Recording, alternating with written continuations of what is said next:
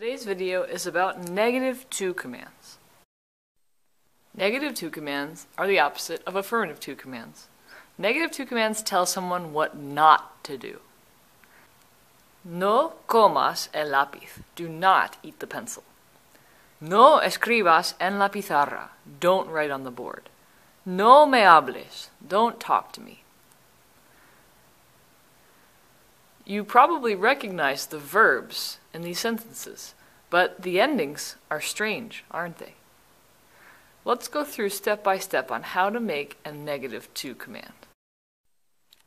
So, to begin making a verb into a negative to command, we start with the yo form of the verb in the present tense.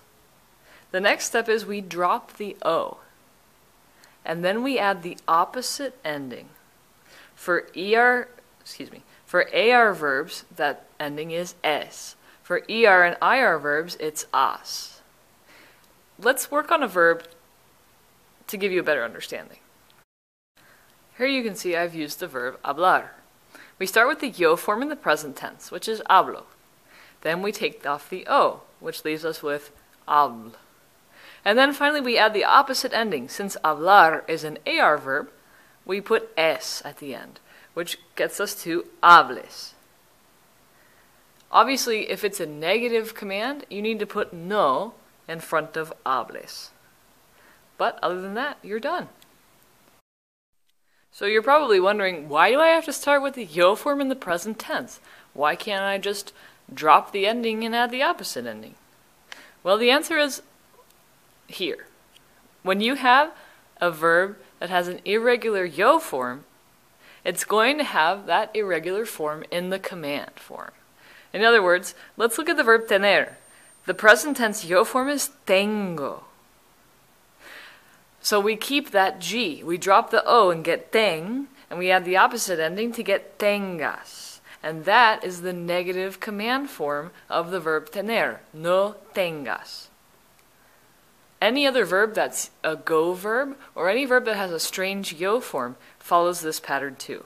If you follow these three steps and you start with the yo form in the present tense, you'll never go wrong. Well, except for the irregulars. Here are the most common irregular to commands. Ir becomes no vayas. Ser becomes no seas. Estar becomes no estés. And saber becomes no sepas. These you'll just have to memorize. Sorry. There's one more category of verbs that you need to worry about when you're making negative to commands, and that's the car, gar, ZAR verbs. You should remember these because they're irregular in the preterite also. And they pretty much have the same change that they did in the preterite. Car verbs become QUE, gar verbs become GUE, and ZAR verbs become CE. And the only difference is we add an S because we're talking about tu. So let's look at some examples. The verb tocar becomes no toques with a QU.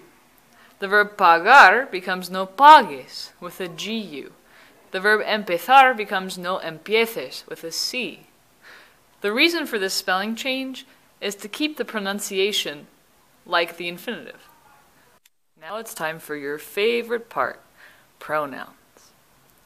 Luckily, with negative to commands, the pronouns are pretty simple. They go between the no and the verb. And you remember, you need to have the indirect object before the direct object if you have both in the same command. For example, no me escuches. There's only one object, and that's the direct object. So we put it in between the no and the escuches. And then further down we have no me lo digas. That has a direct object and an indirect object. So we put the indirect object, me, before the direct object. As long as you have lo or la last, then you'll never go wrong.